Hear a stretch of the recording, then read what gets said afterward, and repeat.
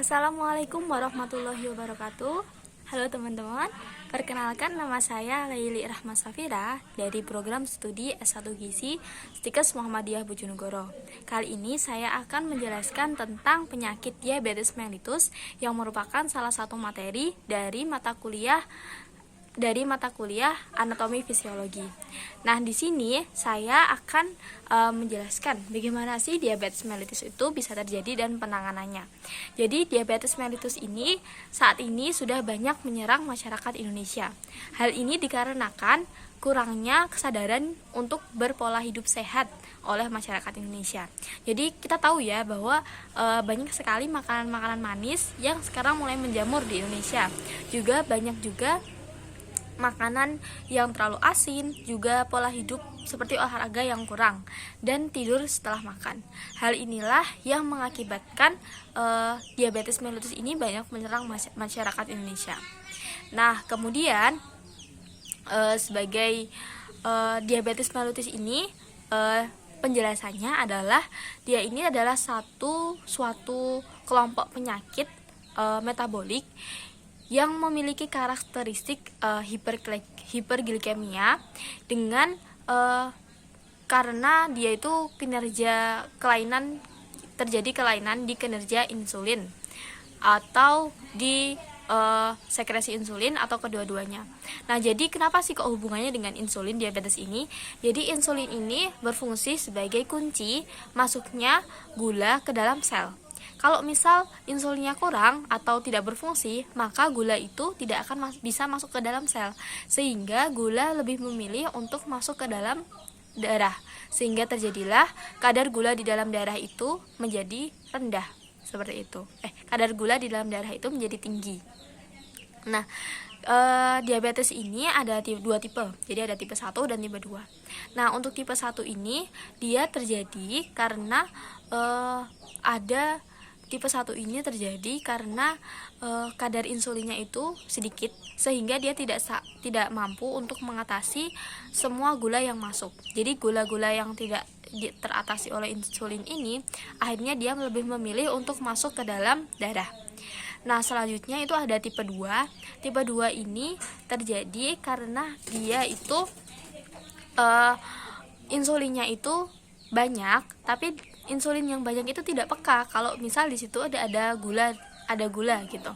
Jadi gula-gula yang tidak teratasi karena insulinnya tidak peka ini akhirnya memilih untuk masuk ke dalam darah, sehingga terjadilah kadar gula darah yang tinggi bagi penderita diabetes mellitus tipe 2. Nah, untuk penanganannya itu ada 4. Yang pertama itu adalah edukasi tentunya ya. Yang kedua itu adalah terapi gizi medis. Yang ketiga adalah latihan jasmani. Dan yang keempat adalah terapi farmakologis. Nah, kita membahas mulai dari yang pertama. Yang pertama ini adalah edukasi. Jadi edukasi ini adalah kita memberikan pengetahuan kepada pasien tentang penyakit diabetes mellitus ini, bagaimana seharusnya kita bertindak, bagaimana kita tindakan-tindakan selanjutnya. Terus kita diberikan juga pasien ini diberikan cara bagaimana mengetahui kadar gulanya setiap hari. Jadi dan ini pun harus melalui proses latihan juga, seperti itu. Setelah diberikan edukasi, yang kedua adalah terapi gizi medis. Nah, terapi gizi medis ini adalah seorang ahli gizi memberikan menu makanan yang boleh atau tidak boleh dimakan oleh seorang pasien diabetes mellitus. Jadi seperti halnya tidak boleh makan makanan yang banyak gula, membatasi gula, atau tidak sama sekali tidak mengkonsumsi gula. Terus mengganti asupan karbohidrat dengan makanan lainnya yang lebih memiliki indeks glikemik rendah, seperti itu, yang bisa diterima oleh tubuh diabetes mellitus. Nah, kemudian bisa juga dengan yang ketiga, yaitu latihan jasmani. Nah, latihan jasmani ini dia bertujuan untuk memberikan seorang pasien diabetes ini menjadi lebih baik. Jadi seperti latihan-latihan yang ringan, jalan kaki, bersepeda, atau ikut senam, seperti itu. Bisa lari-lari tapi dengan kadar yang jangan terlalu berat, sehingga kalau misal terlalu berat itu bisa menyebabkan diabetes mellitus ini semakin sakit, seperti itu. Jadi kadarnya juga tidak berat-berat, yang ringan, yang penting rutin dilakukan setiap hari. Nah, yang terakhir ini adalah terapi farmakologis, yaitu pemberian obat untuk membantu insulin ini bekerja menjadi lebih baik.